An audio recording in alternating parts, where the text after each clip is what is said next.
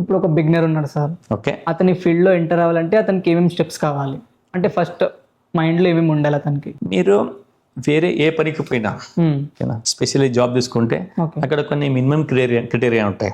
ఏంటంటే ఏజ్ ఎంత, మ్మ్.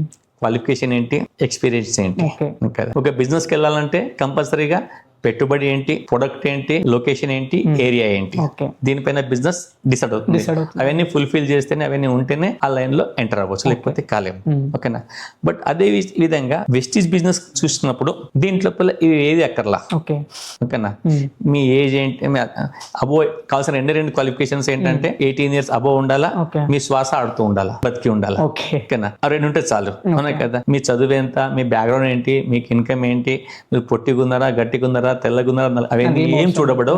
ఒకటే కావాల్సింది ఏంటంటే ఆ రెండిటితో పాటు నేను ఎదగాలి, ఏదైనా సాధించాలని తపన ఉన్న ఎవరైనా దీంట్లో సక్సెస్ కావచ్చు.